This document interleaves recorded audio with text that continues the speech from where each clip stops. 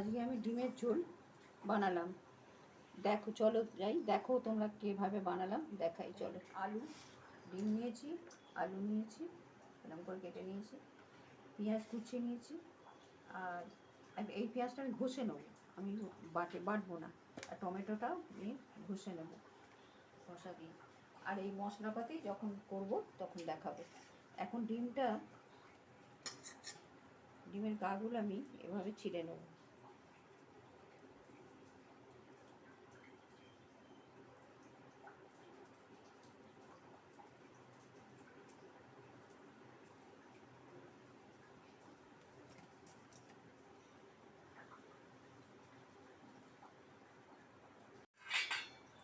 এর মধ্যে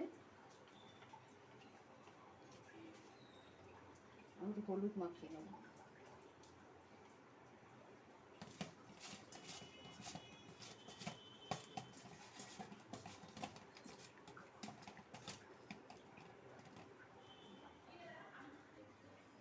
এবার কড়াটা বসিয়ে দিলাম,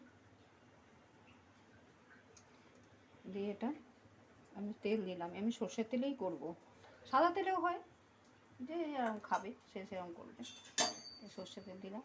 এবার ডিমগুলো আমি ভেজে নেব। ডিমটা ভাজার পর আমি আলু ভাজবো।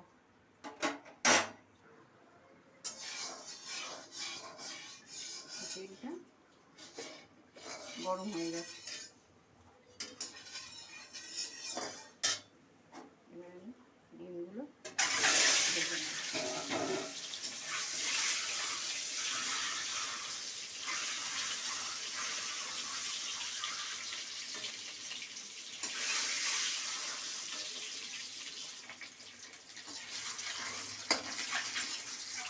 আমি ডিমটা খুব কড়া ভাজবো না, এই হালকা করে ভেজে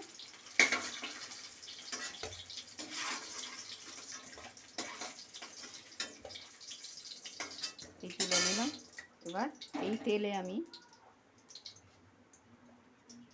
আলুগুলো ভেজে নেব।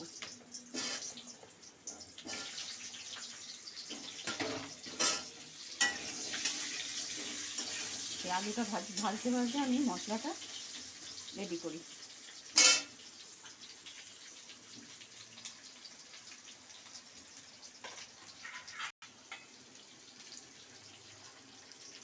এই যে পেঁয়াজটা আমি একটু ঘষে নিচ্ছি।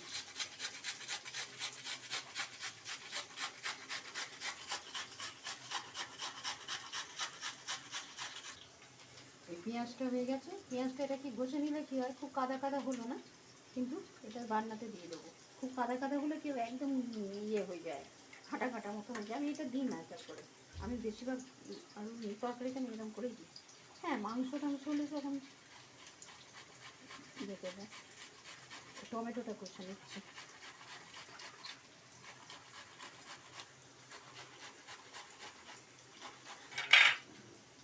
এবার এই যে টমেটো আর পেঁয়াজটা, এর মধ্যে আমি মশলাটা দিয়ে দেবো। আর বাকিটা দেখি আলুটা কতটা হয়েছে। এই আলুটা হয়ে গেছে ভাজা, এর মধ্যেই তুলে নিই।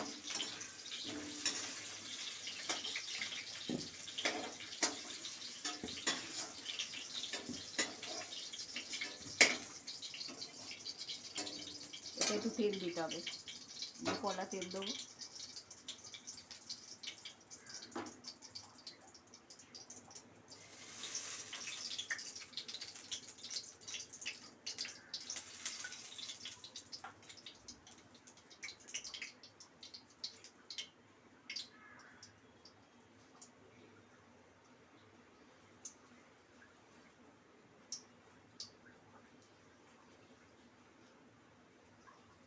তেলটা ভালো করে গরম হয়ে গেলে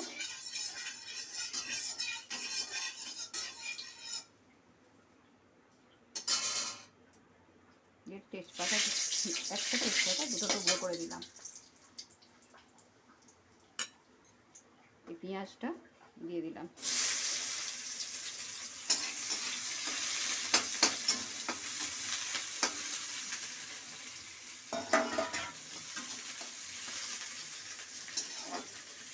আমি এর মধ্যে রসুন বাটাটা দিয়ে দেবো, কারণ হচ্ছে রসুনটা একটু আগে দিলে একটু রসুনের গন্ধ, মানে যে একটা ইয়েটা থাকে সেরকম ইয়ে। এই রসুন বাটাটা দিয়ে দিলাম, এই পেঁয়াজের সঙ্গে একটু ভেজে নেবো, তাহলে রসুনের গন্ধটা অতটা থাকবে না।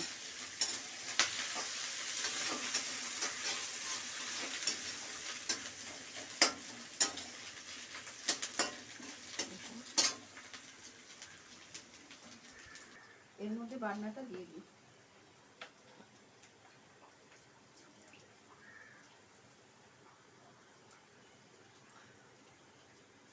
আদা বাটা অল্প দেবো,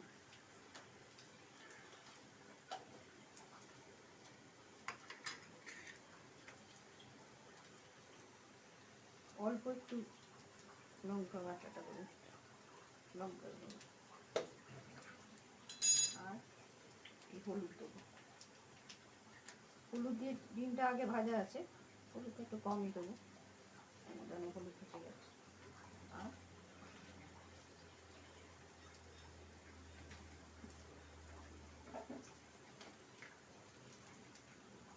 লাল লঙ্কা গুঁড়ো,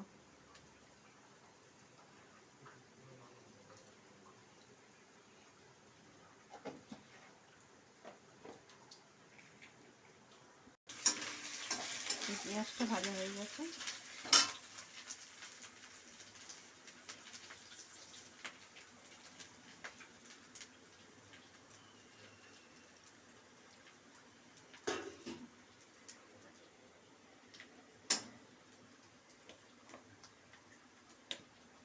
অল্প একটু জল দিয়ে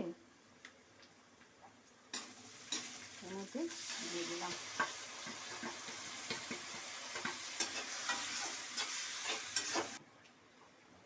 অল্প একটু জল দিলাম, এই মশলাটা কষতে হবে আগে। দিয়ে এর মধ্যে নুন দিয়ে দিলাম,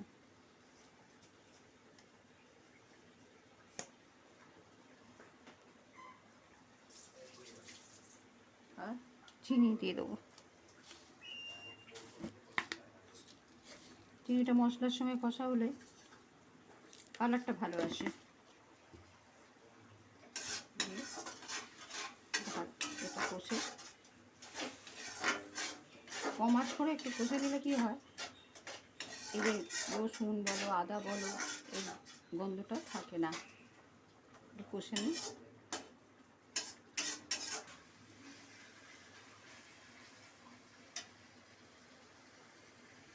যতক্ষণ না মশলা থেকে তেলটা ছাড়ছে আমি ততক্ষণ কিছু দেবো না।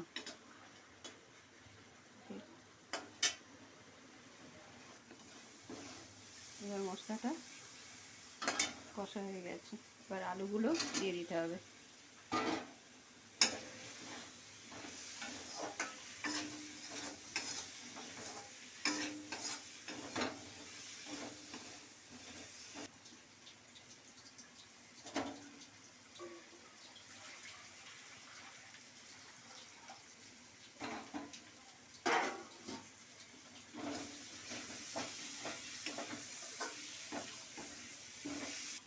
এবার আমি জল দিয়ে দিলাম।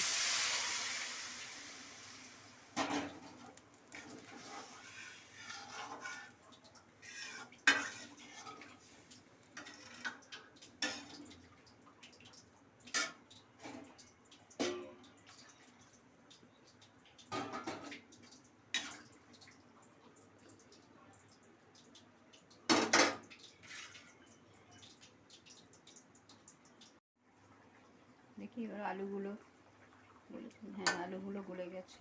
এবার আমি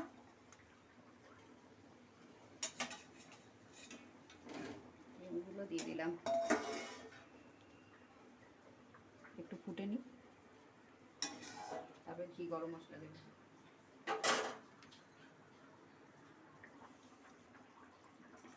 এবার এটা হয়ে এসছে,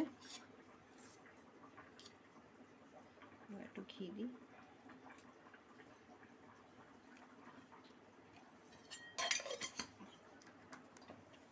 এই যে গরম মশলা দিলাম।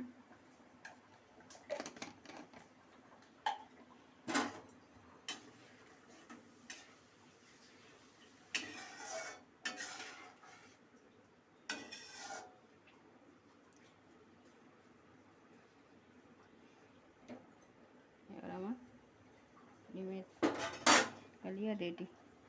দেখো আমি তো আর এসব পারি না, আমি এই সবগুলো রান্নাটা করতে পারি, ওই যেভাবে পারি, যেরম হয় তোমাদের কাছে যেরম লাগে এই রান্নাটা করি। আর আমার নাতিকে বলি দাদা একটু ছেড়ে দাও না, নাতি যখন ইয়ে হয় একটু ছেড়ে দেয়, এই আর কি।